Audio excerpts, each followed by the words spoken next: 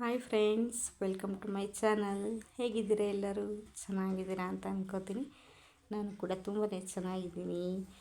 ತುಂಬ ದಿನಗಳಾದಮೇಲೆ ವ್ಲಾಗ್ನ ಹಾಕ್ತಾಯಿದ್ದೀನಿ. ಆಲ್ರೆಡಿ 1 ಮಂತ್ ಮೇಲಾಗಿದೆ ನಾನು ವ್ಲಾಗ್ನ ಹಾಕಿ. ಕಾರಣಾಂತರಗಳಿಂದ ವ್ಲಾಗ್ ಮಾಡೋದಕ್ಕೆ ಆಗಿರಲಿಲ್ಲ. ಇವತ್ತಿಂದ ಮಾಡೋಣ ಅಂತೇಳಿ ಹಾಕ್ತಾಯಿದ್ದೀನಿ. ಇನ್ಮೇಲೆ ಡೈಲಿ ಬರುತ್ತೆ. Keep supporting. ಹಾಗೆ ವಿಡಿಯೋ ಇಷ್ಟ ಆದರೆ ಲೈಕ್ ಮಾಡಿ, ಶೇರ್ ಮಾಡಿ, ಹಾಗೆ ಸಬ್ಸ್ಕ್ರೈಬ್ ಮಾಡ್ಕೊಳ್ದೆ ನೋಡ್ತಾಯಿದ್ರೆ ಪ್ಲೀಸ್ ಸಬ್ಸ್ಕ್ರೈಬ್ ಮಾಡ್ಕೊಳ್ಳಿ. ಇವತ್ತಿನ ವ್ಲಾಗ್ನ ಸ್ಟಾರ್ಟ್ ಮಾಡೋಣ. ಬೆಳಗ್ಗೆನೇ ಕಾಫಿ ಮಾಡ್ಕೊತಾ ಇದ್ದೆ. ಇವತ್ತು ಸಂಡೇ, ಮಕ್ಕಳೆಲ್ಲ ಮನೆಯಲ್ಲೇ ಇರ್ತಾರೆ. ಇನ್ನು ಮಕ್ಕಳು ಎದ್ದಿರಲಿಲ್ಲ, ಹಾಗಾಗಿ ಮೊದಲು ಕಾಫಿ ಮಾಡ್ಕೊಂಡು ಕುಡಿಯೋಣ ಅಂದ್ಬಿಟ್ಟು ನನಗೆ ನಮ್ಮ ಮನೆಯವ್ರಿಗಿಬ್ರಿಗೂ ಕಾಫಿ ಮಾಡಿಕೊಂಡು ಹಾಗೆ ಮಕ್ಕಳಿಗೆ ಹಾಲೆಲ್ಲ ಕಾಯಿಸಿ ಎತ್ತಿಡ್ತಾಯಿದ್ದೆ. ಇದ್ದ ತಕ್ಷಣ ಕೊಡೋಣ ಅಂತ ಹೇಳಿ. ಇವತ್ತು ಭಾನುವಾರ ಆಗಿರೋದ್ರಿಂದ ಆ್ಯಸ್ ಯೂಶ್ವಲ್ ನಮ್ಮ ಮನೆಯಲ್ಲಿ ನಾನ್ ವೆಜ್ ಇಲ್ಲ ಎಗ್ ಬಿರಿಯಾನಿ ಯಾವುದಾದ್ರೂ ಮಾಡ್ತೀನಿ. ಇವತ್ತು ಬಿರಿಯಾನಿ ಮಾಡೋಣ ಅಂತ ಹೇಳಿ ಎಗ್ ಬಿರಿಯಾನಿ ಎಲ್ಲ ರೆಡಿ ಮಾಡ್ಕೊಂಡಿದ್ದೆ. ರೆಸಿಪಿ ಏನೂ ಶೇರ್ ಮಾಡ್ತಾಯಿಲ್ಲ. ನಾನು ಆಲ್ರೆಡಿ ನನ್ನ ವ್ಲಾಗಲ್ಲಿ ಹಾಕಿದ್ದೀನಿ ಈ ರೆಸಿಪಿನ. ಹಾಗೆ ಸುಮ್ಮನೆ ವೀಡಿಯೋ ಮಾಡ್ಕೊತಾ ಇದ್ದೆ ಅಷ್ಟೇ. ಸಿಂಪಲ್ಲಾಗಿ ಆ್ಯಂಡ್ ಕ್ವಿಕ್ಕಾಗುತ್ತೆ. ಬೆಳಗ್ಗೆ ಟಿಫನ್ ಮಾಡಿ ಎತ್ತಿಟ್ಬಿಟ್ರೆ ಫಸ್ಟು, ಆಮೇಲೆ ನೆಕ್ಸ್ಟ್ ಕೆಲಸ ಮಾಡೋದಕ್ಕೆ ಸರಿ ಹೋಗುತ್ತೆ ಮಕ್ಕಳಿದ್ದೊಳಷ್ಟೊತ್ತಿಗೆ ಅಂದ್ಬಿಟ್ಟು ಫಸ್ಟು ಮಾಡಿ ಎತ್ತಿಡೋಣ ಅಂತ ಟಿಫನ್ ಮಾಡ್ತಾಯಿದ್ದೀನಿ. ಯಾರೆಲ್ಲ ವೀಡಿಯೋ ನೋಡ್ತಾ ಇದ್ದೀರಾ, ಇಷ್ಟ ಆದರೆ ಪ್ಲೀಸ್ ಲೈಕ್ ಮಾಡೋದನ್ನು ಮರಿಬೇಡಿ. ಕ್ವಿಕ್ಕಾಗುತ್ತೆ, ಬೇಗ ಆಗುತ್ತೆ ಅಂತೇಳಿ ಬೆಳಗ್ಗೆ ಮಾಡ್ತಾಯಿದ್ದೀನಿ. ಸಂಡೇ ಆಗಿರೋದ್ರಿಂದ ಮಕ್ಕಳು ಮನೆಯಲ್ಲಿ ಇರ್ತಾರಲ್ವ, ಅವ್ರ ಜೊತೆ ನಮಗೂ ಸ್ವಲ್ಪ ಟೈಮ್ ಸ್ಪೆಂಡ್ ಮಾಡಿದಾಗುತ್ತೆ. ಇಲ್ಲಾಂದರೆ ಅವ್ರಿಗೂ ಬೋರ್ ಆಗುತ್ತೆ ಅಂದ್ಬಿಟ್ಟು ಟಿಫನ್ನೆಲ್ಲ ಮಾಡಿಟ್ಟು ಆಮೇಲೆ ನೆಕ್ಸ್ಟ್ ಕೆಲಸನ ಮಾಡ್ಕೋಬೇಕು.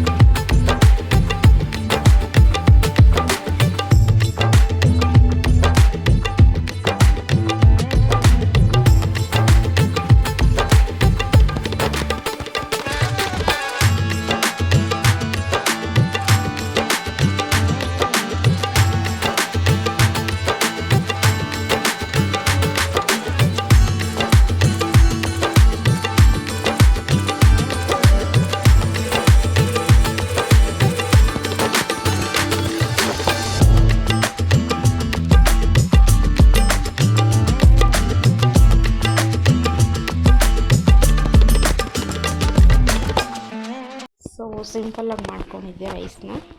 ಕುಕ್ಕರಿಗೆ ಸ್ವಲ್ಪ ಎಣ್ಣೆ ಹಾಕ್ಬಿಟ್ಟು ಸ್ವಲ್ಪ ಪಲಾವ್ ಐಟಮ್ ಹಾಕ್ಬಿಟ್ಟು ಈರುಳ್ಳಿ ಟೊಮೊಟೊ ಎಲ್ಲ ಚೆನ್ನಾಗಿ ಫ್ರೈ ಮಾಡಿಕೊಂಡು ಅದಕ್ಕೆ ಸ್ವಲ್ಪ ಚಿಲ್ಲಿ ಪೌಡರ್ ಮತ್ತು ಅರಿಶಿನ ಪುಡಿ, ಗರಂ ಮಸಾಲ ಹಾಕ್ಕೊಂಡು ಕೊಡೋದಕ್ಕೆ ಸ್ವಲ್ಪ ಶುಂಠಿ, ಬೆಳ್ಳುಳ್ಳಿ, ಕೊತ್ತಂಬರಿ, ಪುದೀನ, ಹಸಿಮೆಣ್ಸಿನ್ಕಾಯಿ, ಚಕ್ಕೆ ಲವಂಗ ಇಷ್ಟು ಹಾಕ್ಕೊಂಡು ಸ್ವಲ್ಪ ಪೇಸ್ಟ್ ಮಾಡ್ಕೊಂಡು ಹಾಕ್ಕೊಂಡಿದ್ದೆ. 1.5 ಗ್ಲಾಸ್ ಅಕ್ಕಿಗೆ ಕರೆಕ್ಟಾಗಿ ಚೆನ್ನಾಗಿ ಯಮ್ಮಿಯಾಗಿ ಬಂದಿತ್ತು. ಟೇಸ್ಟ್ ಅಂತೂ ತುಂಬಾ ಚೆನ್ನಾಗಿತ್ತು. ಫುಲ್ಲು ಏನೂ ಡೀಟೇಲಾಗಿ ತೋರಿಸಿಲ್ಲ. ಹಾಗೆ ಒಂದು ವೀಡಿಯೋ ಮಾಡ್ಕೊಂಡಿದ್ದೆ ಅಷ್ಟೇ. ಇನ್ನು ನೆಕ್ಸ್ಟ್ ಟಿಫನ್ ಎಲ್ಲ ಮುಗಿಸ್ಕೊಂಡು ಸಂಡೇ ಅಲ್ವಾ, ಮಕ್ಕಳಿಗೆ ಎಣ್ಣೆ ಹಾಕೋಣ ಅಂತ ಹೇಳ್ಬಿಟ್ಟು ಎಣ್ಣೆ ಹಚ್ತಾಯಿದ್ದೆ. ನನ್ನ ಮಗಳಿಗೆ ಎಣ್ಣೆ ಹಚ್ಚಿಸ್ಕೊಡೋದು ಅಂದರೆ ತುಂಬ ಇಷ್ಟ. ನನ್ನ ಮಗನಿಗೇನು ಅಷ್ಟೊಂದು ಇಂಟ್ರೆಸ್ಟ್ ಇಲ್ಲ. ನನ್ನ ಮಗಳು ಹಚ್ಚಿ ಮಸಾಜ್ ಆಗ್ತಿದೆ ಅಮ್ಮ ಇನ್ನೂ ಮಾಡು ಅಂತ ಹೇಳ್ತಾಯಿದ್ಲು. ತುಂಬ ಚೆನ್ನಾಗಿ ಕೂತ್ಕೊಂಡು ಮಾಡಿಸ್ಕೊತಾಳೆ ಈ ಥರ ಎಲ್ಲ. ಎಣ್ಣೆ ಹಚ್ಚಿಸ್ಕೊಡೋದು, ನೈಲ್ಸ್ ಕಟ್ ಮಾಡಿಸ್ಕೊಳ್ಳೋದು ಎಲ್ಲ. ಸಂಡೇ ಆಗಿರೋದ್ರಿಂದ ಸ್ವಲ್ಪ ಆಯಿಲೆಲ್ಲ ಹಚ್ಚಿ 1-2-3 ಅವರ್ ಬಿಟ್ಟು ಆಮೇಲೆ ಸ್ನಾನ ಮಾಡಿಸೋಣ ಅಂತ. ಯಾಕಂದರೆ ಡೈಲಿ ಸ್ಕೂಲ್ಗಳಿಗೆ ಹೋಗೋದ್ರಿಂದ ಡೈಲಿ ಎಣ್ಣೆ ಎಲ್ಲ ಹಾಕೋದಕ್ಕಾಗೋದಿಲ್ಲಲ್ಲ.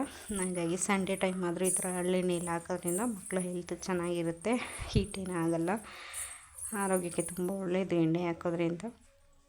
ಹಾಗಾಗಿ ಇಬ್ರಿಗೂ ಆಯಿಲೆಲ್ಲ ಹಾಕ್ಬಿಟ್ಟು ಸ್ವಲ್ಪ ಮಸಾಜ್ ಮಾಡಿಬಿಟ್ಟು ಸ್ವಲ್ಪ ಕೆಲಸಗಳೆಲ್ಲ ಇತ್ತು ಅದೆಲ್ಲ ಮುಗಿಯೋಷ್ಟೊತ್ತಿಗೆ ಸ್ವಲ್ಪ ಎಣ್ಣೆ ಹಾಕಿದರೆ ಚೆನ್ನಾಗಿ ಹೀರ್ಕೊಳ್ಳುತ್ತೆ. ಆಮೇಲೆ ಸ್ನಾನ ಮಾಡಿಸೋಣ ಅಂತ ಹೇಳಿ ಇವರಿಬ್ಬರಿಗೂ ಹಚ್ತಾಯಿದ್ದೆ. ಅಷ್ಟರಲ್ಲಿ ನನ್ನ ಮಗಳು ಬಂದುಬಿಟ್ಟು ಅಮ್ಮ ನನಗೆ ಹಚ್ಚಿದ್ಯಾ, ನಿನಗೂ ಹಚ್ತೀನಿ ಅಂತ ಹೇಳಿ ಹಚ್ತಾಯಿದ್ಲು.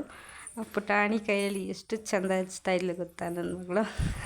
ನಾನು ಅವಳಿಗೆ ಮಸಾಜ್ ಮಾಡ್ತಾ ಬಡಿತಾ ಇದ್ದಾಳೆ. ಅದಕ್ಕೆ ಅವಳು ಹಿಂಗೆ ನಮ್ಮ ಬಡಿಯೋದು ಅಂತ ಹೇಳಿ ಕೊಂಡು ಜೋರಾಗಿ ಹೊಡಿತಾ ಇಲ್ಲ ನನಗೆ.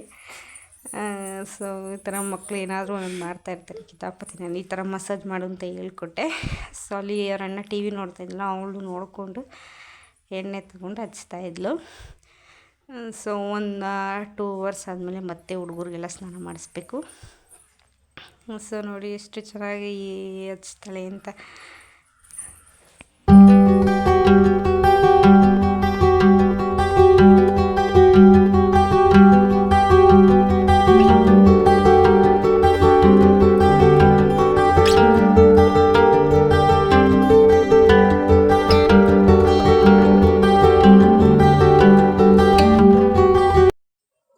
ಸೊ ಆಯಿಲೆಲ್ಲ ಹಾಕಿ ಮಸಾಜ್ ಆದಮೇಲೆ ಈಗ ನೆಕ್ಸ್ಟು ಅಡುಗೆ ಮಾಡೋಣ ಅಂತ ಹೇಳಿ ಮೊಳಕೆ ಕಾಳನ್ನ ಬೇಯಿಸೋಕ್ಕಿಟ್ಟಿದ್ದೆ ಬಸ್ಸಾರು ಮಾಡೋಣ ಅಂತ.